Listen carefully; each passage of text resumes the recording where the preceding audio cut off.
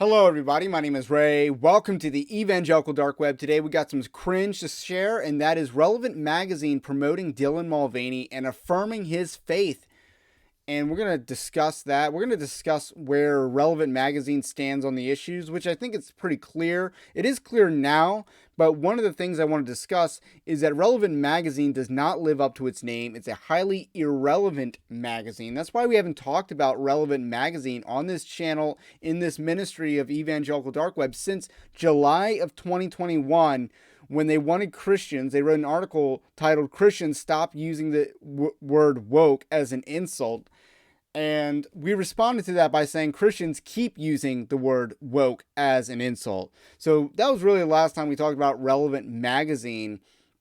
And I do want to provide a disclaimer. They don't talk about hot button issues all that much. They don't talk about transgenderism hardly ever. They don't talk about homosexuality hardly ever. And we're going to talk about that in this video. So don't forget to like the video and also subscribe to the channel and podcast if you are new. Evangelical Dark Web is a Christian news gathering and commentary ministry, and we have more articles and videos and podcasts. And I definitely want to give a shout out to the article that I wrote about the Southern Baptist Convention lobbying for gun controls. You can check that out at evangelicaldarkweb.org/join and sign up for the free newsletter. We have a Patreon-like system that gives you more access to more content, but we also have a free newsletter that keeps you up to date on Christian news and what's going on in it.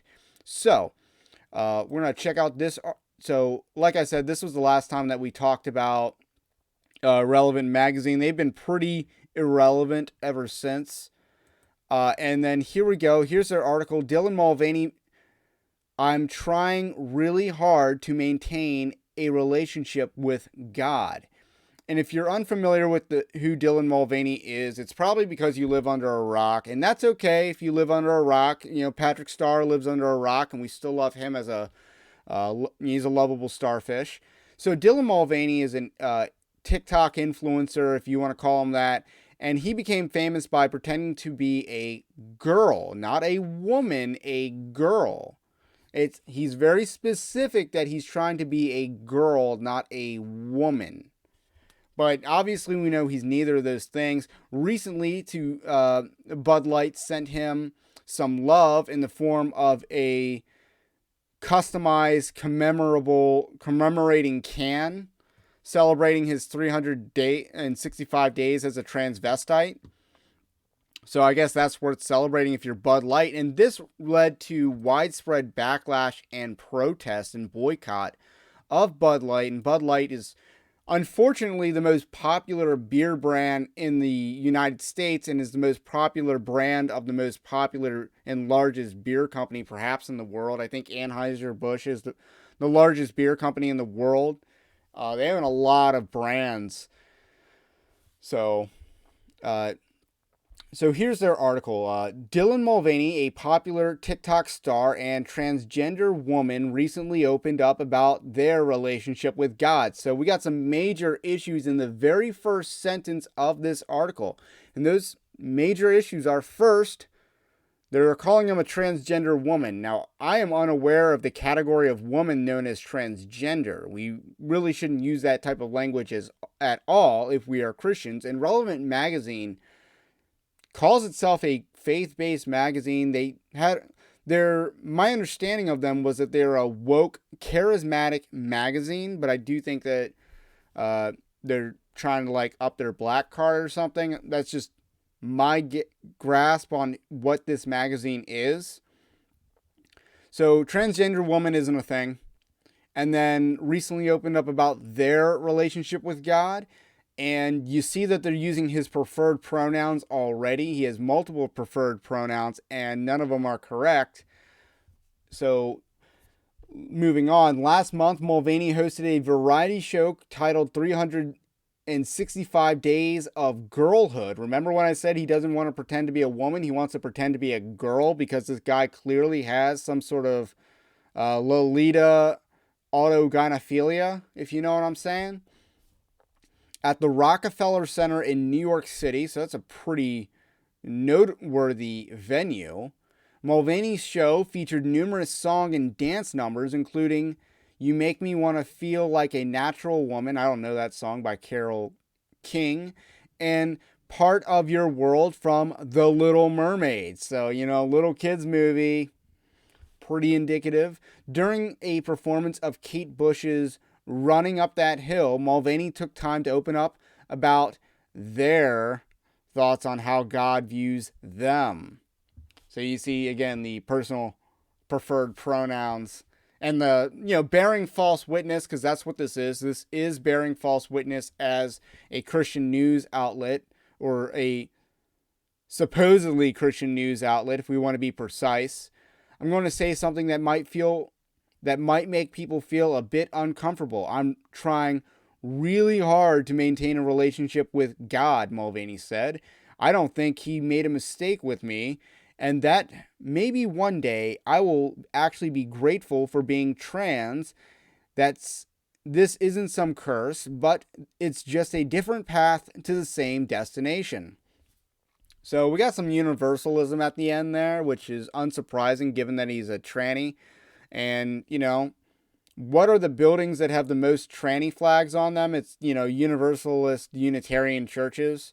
So, that's probably where he gets his theology from, if I wanted to bet on it, or Union Seminary in New York City. And again, what's surprising here is that he doesn't misgender God. He doesn't try to transgender God. I'm actually a little bit shocked by that.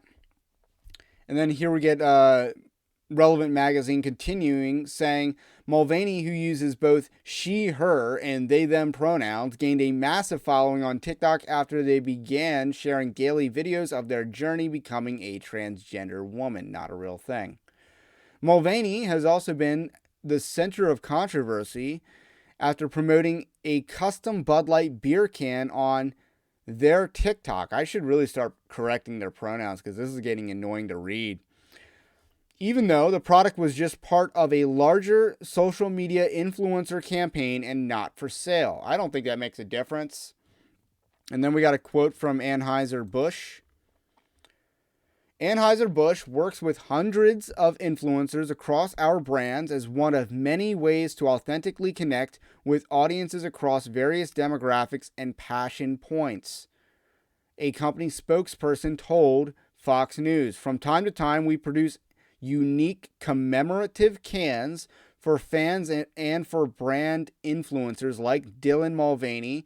This commemorative can was a gift to celebrate a personal milestone and is not for sale to the general public. So the personal milestone of being a transvestite for a year, that's a personal milestone that an American corporation should be celebrating? Are we kidding? And then, nevertheless, this is how the article concludes. Conservatives began boycotting Bud Light and accused the company of going woke for partnering with Mulvaney. Like, accused? Like, isn't it pretty dead on balls accurate to say that Bud Light went woke? That is dead on balls accurate. So, how is this in quotation marks, and how is this even up for debate? They're endorsing transgenderism when they didn't have to. This is an unforced error by Bud Light as a brand to make their beer be gay. That's an unforced branding error and has led to massive backlash, not just from conservatives, because if only conservatives were boycotting this company, it wouldn't work. But Dylan Mulvaney is a uniquely disliked individual in society, so there was no reason, and he's completely astroturfed. Him as an influencer is completely astroturfed by the Democrat Party and the liberal media. And that's really all I got to say about that. Again, this is a quick video, quick topic, but you definitely want to check out evangelicaldarkweb.org for more articles and news coverage. Lastly, actually, let's take a trip down this road. So the last time they covered transgenderism at Relevant Magazine talked about this, and it was a sexual assault case in Virginia isn't ammo for anyone's political narrative. This was in October of 2021. Had to do with the Loudoun County School Board and district and public school bathrooms and crime that happened in those. And then they also talked about Pete Buttigieg and affirmed his faith as well. So this isn't new for Relevant Magazine to promote heresy, to promote homosexuality. But what is new is that they're actually speaking up on this topic, because this is a magazine that does not touch hot button issues in the culture, because they don't live up to their name of Relevant Magazine. So that's my parting thought. They're Irrelevant Magazine, and that's who they are. They are who we think they are. They're irrelevant. That's why they don't comment on the most pressing hot button issue in our society. So that's all I got to say about that. My name's Ray. This is the Evangelical Dark Web. If you like this kind of content, subscribe to the channel if you're new. Let me know what you think about what I think, and I will catch you on the next one.